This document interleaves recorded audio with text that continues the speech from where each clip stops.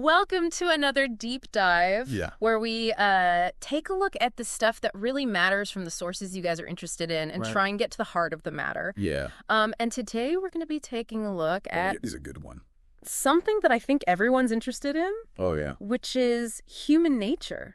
Yes. And why we do the things we do. Why we are the way we are. Why we are the way we are and why other people are the way they are. That's right. And the source material that we're using for this is Robert Greene's The Laws of Human Nature. A fantastic book packed with insights. Yeah. So we're going to try and make sense of why we do things that maybe don't make sense. Yeah, like those impulses we just don't understand. Yeah, or why other people... Why do they act that way? Why are they doing that? Yeah, I don't get it.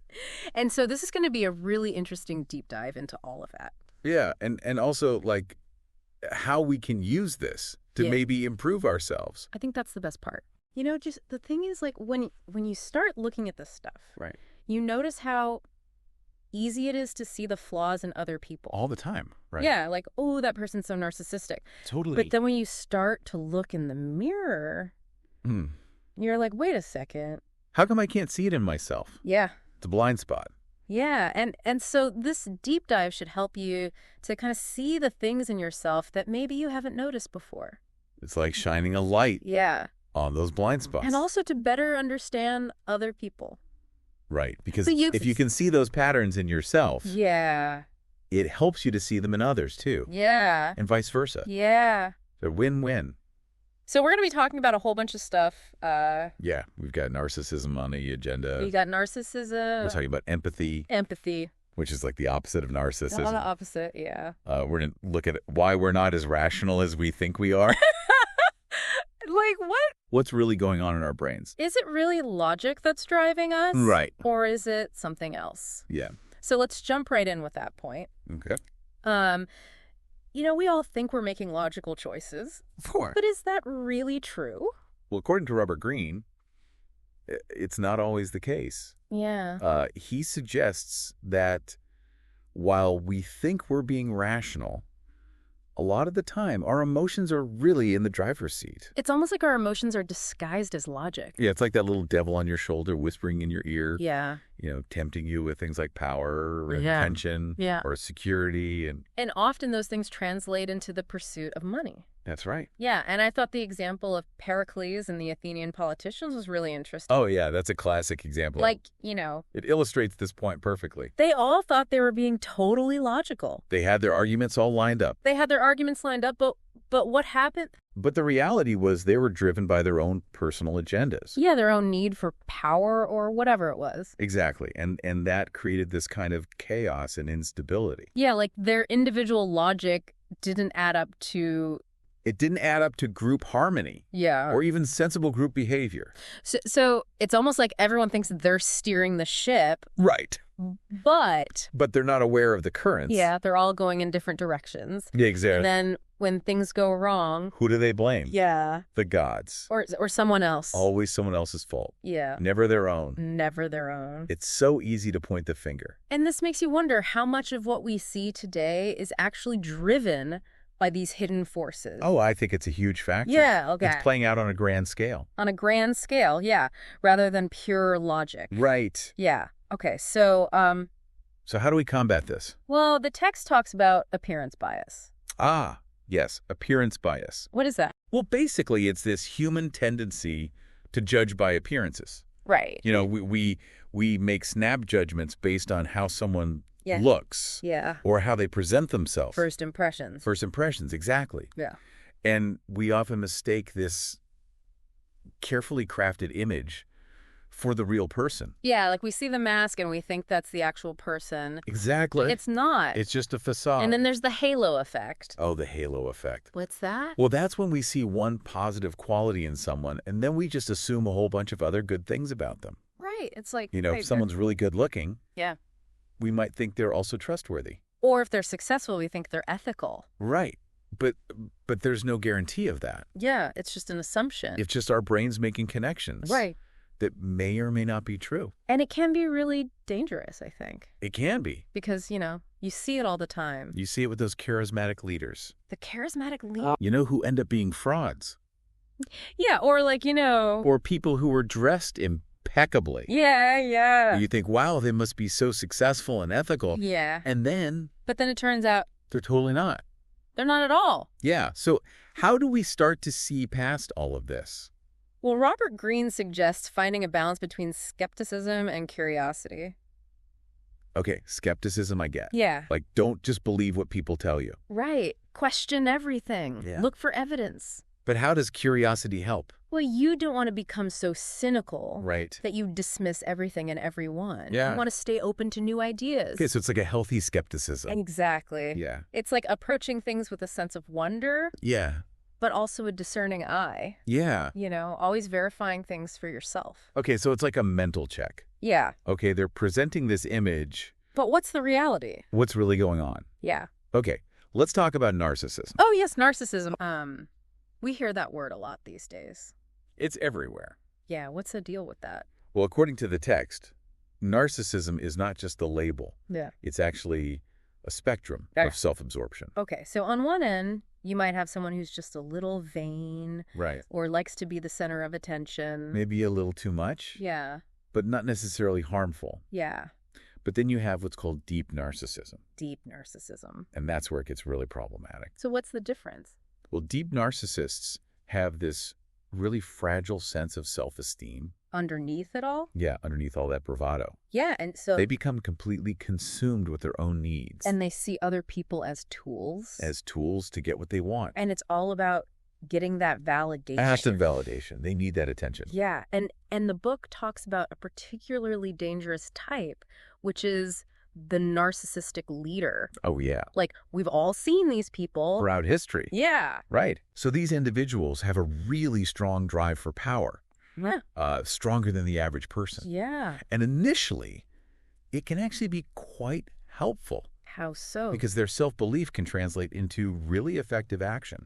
Okay, so they radiate this confidence. Yeah, and that can be attractive to followers. Yeah. They might say and do things that others wouldn't dare. Like, they're not afraid to break the rule. Right, and that can be mistaken for authenticity. Yeah. Or vision. Well, But the problem is they're incredibly skilled at using people. Manipulating people. To achieve their own goals. Yeah. And there are so many examples throughout history. Islam. Alcibiades. Emperor Nero. Even like some CEOs today who were just... Dictatorial. And they just use people. Yeah. It's scary. It is scary. But then the text offers this really powerful counterpoint. Right. With Ernest Shackleton. And the importance of empathy. This is one of my favorite stories. Yeah, tell us about it. So Shackleton was leading this incredibly challenging expedition. Dean Burns expedition. To Antarctica. Yeah. And he was facing unimaginable hardship. Yeah. But what's so amazing is that he developed this really deep attunement. To his men. Yeah. To their moods, to their spirits. Yeah, he really understood what they were going through. He did. Oh, yeah. And he made a conscious effort to connect with them on an individual level. So it wasn't just general kindness. Right. It was going deeper. Yeah. It was really understanding their inner world. Yeah, like the text says, attunement to their spirits. That's right. And he tailored his conversations to their interests. Like he would talk science with the scientists. Yeah. Poetry with the poets. Yeah. You know, he would address their problems. And he even took on really unpleasant tasks. Like when they were running out of food. Yeah. He volunteered to kill the cook's cat. Nobody wanted to do that. Nobody wanted to do it. Yeah. But he saw that it needed to be done. Yeah. And he did it. Yeah, and he also noticed that the physicist on the crew was struggling. With the manual labor. Yeah. So he subtly shifted the work assignments. So that the physicist could do something. More suited to his skills. Yeah. Without making him feel bad. Yeah, so it's really like putting yourself in the other person's shoes. It is. Yeah, and I love that Walt Whitman quote. Oh, yeah. I do not ask the wounded person how he feels. I myself become the wounded person. That's powerful. So Shackleton really embodied that. He did. Yeah, he didn't just observe their suffering from a distance. No, he felt it. He felt it. Yeah. And that's how he was able to respond so effectively. Like when he made the decision to leave Elephant Island. Yeah. He knew that staying there would mean certain death for his men. So you have this really stark contrast. Yeah. Between being completely self-absorbed. Right. And truly seeing and understanding others. And the power of empathy. Yeah. That's right. Okay, so let's talk about seeing through people's masks. Ah, yes, the masks we wear. Which the text calls the law of role-playing. We all do it to some extent. Oh, yeah. We present the version of ourselves that we think will be best received. Right. Like, we want to appear confident or humble or whatever it is. And we hide our insecurities and our doubts. And our envy. Yeah. Right. But the text says that these masks are never perfect. They always have cracks. Cracks? Yeah. What do you mean? Well, people constantly leak their true feelings. Okay. Through nonverbal cues. Nonverbal cues? Yeah, like their facial expressions. Okay. Their tone of voice. Okay. Body language. Okay. Nervous gestures. So it's like learning to read a whole new language. It is. Yeah. It's like becoming a detective. Yeah. Of human behavior. So we need to pay attention to those mixed signals. Right. Where the words are saying one thing. But the body's saying something else. Yeah, like that example in the text from Henry James's The Ambassadors. Oh, yeah. Where the woman's smiling. She's smiling. But she's got this really tense grip on her parasol. Right. So the smile is the mask. But the tension in her hand is the truth. Is the truth. Yeah, and the text says that those negative cues... The unconscious ones? Yeah. They're usually more reliable. No, that's interesting. Yeah. And it's not just about detecting deception. Yeah. It's also about understanding how people are responding to us. That's right. Like, are they engaged? Are they feeling comfortable? You can tell by their body language. Yeah. If they're leaning towards you, if they're making eye contact, if they have open body language. Like uncrossed arms and legs. Exactly. Yeah. And genuine smiles. Yeah. And head nods. Yeah. You know, those are all good signs. And then there's this thing called mirroring. Oh, yes. Synchrony. Synchrony, where people start to... unconsciously mimic each other. Mimic each other's. Postures and movements. Yeah. It's fascinating. Yeah. Some researchers have even observed breathing patterns syncing up. Wow. When people are really connecting. That's wild. Yeah. The text also talks about how people can use nonverbal cues to assert dominance or gain sympathy. Yes. Sometimes people use what Robert Greene calls symptoms. Symptoms. Yeah, like they might complain of headaches okay. or other ailments. Okay. Or they might fall into negative patterns of behavior. Like drinking too much or procrastinating. Yeah, and this can force the people around them to focus on their needs. To cater to them. Yeah. To give them sympathy and attention. Yeah. It's a way of exerting control. That's really interesting. Yeah. And being attuned to nonverbal cues can also give you insights into someone's confidence levels. Absolutely. Yeah. Like you can spot those who are projecting a false sense of confidence. Yeah. And you might want to avoid aligning yourself with them. Yeah, or conversely, you might want to align yourself with those who exude genuine confidence. Exactly. Yeah. Those are the rising stars. Yeah. And definitely avoid the arrogant types. Oh, yeah. Those who are constantly putting others down. Yeah. Stay away from them. So what about when you think someone's trying to hide something? Ah, yes. When they're being deceptive. Yeah. Are there any telltale signs? We have to be careful because sometimes people are just naturally expressive. Right. But if someone's trying too hard to control their expressions, okay, that can be a red flag. Like what kind of things should we look for? Well, look for inconsistencies. Okay. Like an overly expressive face. Okay. Especially around the mouth. Okay. But tension in other parts of the body. Like tense shoulders. Yeah. Or still hands. Or a smile that doesn't reach their eyes. Exactly. Okay. Or a body that's rigid while they're talking. Okay. Or a quivering mouth. Okay. These can all be signs of deception. So it's like becoming a human lie detector. In a way. Yeah, although I'm sure it's more nuanced than that. It is. Yeah. Okay, let's move on to this idea of recognizing patterns in our own behavior. Oh, yes. The law of compulsion. The law of compulsion. This one's a bit uncomfortable. Yeah. Why is that? Well, because it forces us to look at our own blind spots. Okay, so we can see patterns in other people's mistakes. Oh, yeah. All the time. Like the friend who keeps picking the wrong partners. Right. Or the person who makes the same bad financial decisions. Over and over again. Yeah. Yeah, we see it everywhere. But we don't see it in ourselves. Not so much. Yeah. It's hard to be objective about our own behavior. Yeah. And the text says there's this kind of fate at play in our lives. Right. But it's not external forces. Yeah. It's our own ingrained character traits. That compel us to repeat certain actions. Yeah, like almost automatically. Yeah, often without us even realizing it. Like we're on autopilot. That's right. And I thought it was interesting how the text goes into the origin of the word character. Oh, yeah. It comes from the Greek word for engraving, That's or right. stamping instrument. So it's like our character is something that's deeply imprinted within us. Yeah, like a blueprint Yeah. that's driving our behavior. And it's hard to change. Yeah, and the text says there are two directions we can go with this. Right. We can either become aware of these patterns and try to change them, or we can remain oblivious. And just keep repeating the same mistakes. Exactly. And one of the things that I find really unsettling is that we tend to be most critical of the things in others. That we secretly desire in ourselves. Yeah. It's like that saying, we judge others by their actions and ourselves by our intentions. Yeah.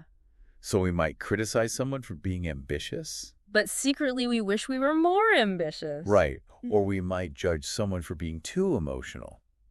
But we're actually repressing our own emotions. Exactly. And the text talks about the superior character, which is basically this ingrained set of traits that are formed early on in life. Yeah, before we're even really aware. Before conscious awareness. Yeah. And this underlying structure is what leads to those repeated actions. And to our blind spots. Yeah. About ourselves. Okay, let's talk about the law of covetousness. Yes. The pitfalls of desire. The grass is always greener. Right. We all know that feeling. Yeah. You know, that longing for something we don't have. Yeah. And it can lead to some bad decisions. It can. Like chasing after the next shiny object. Right. And never being satisfied. Yeah. Always wanting more. Always wanting more. But the text says that there's also a positive side to this restlessness. There is. How so? Well, it can be a motivator to improve ourselves. To seek out new experiences. Right. Yeah. And it can expand our imagination. By making us consider different possibilities. And even keep us more youthful. Mentally and physically. Yeah, because we're constantly striving. That's right. So it's about finding the balance between the productive and the unproductive aspects of desire. Yeah. It's like a fire. Okay. You know, it can either warm you or it can burn you. And the example of John Blunt in the South Sea bubble was really interesting. Oh, yeah. Tell us about that. So John Blunt was promoting this venture. The South Sea Company. The South Sea Company. Yeah. And he was really confident. Yeah. He had this carefree attitude. Yeah. He seemed to have it all figured out. But he didn't see the bigger picture. No, he didn't. He didn't anticipate the rise of competing investments. Right. Other speculative ventures were popping up. And people were starting to invest in land. As a safer alternative. Yeah.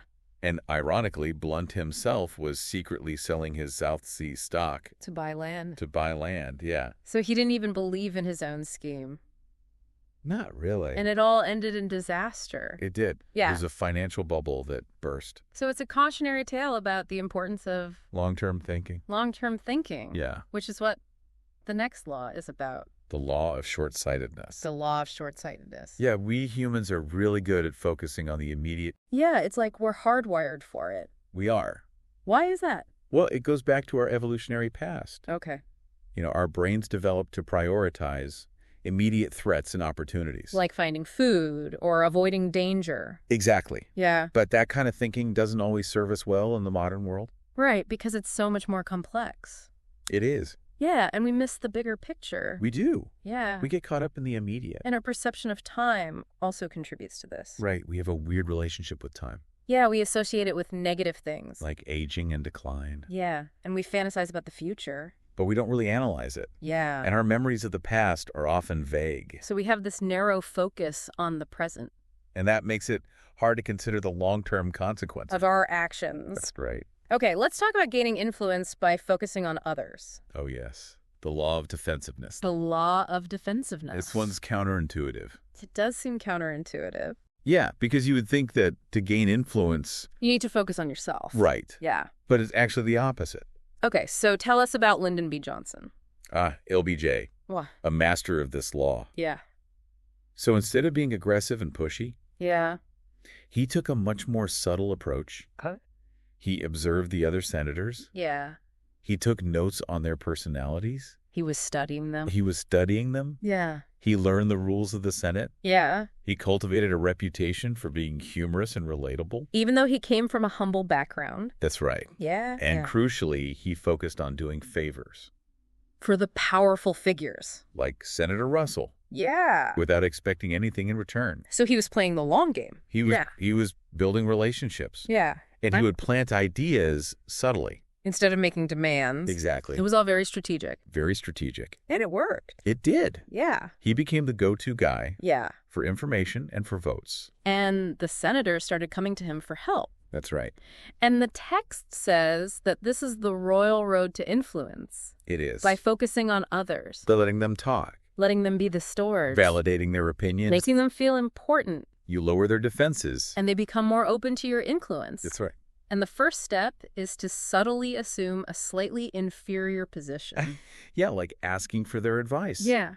Showing that you value their opinion. And that initiates a cycle of favors. Because people want to reciprocate. Yeah. When someone does something for them, yeah, they feel obligated to do something in return. So it's like this subtle form of ambition. It is. Where you disguise your own goals by making it all about the other person.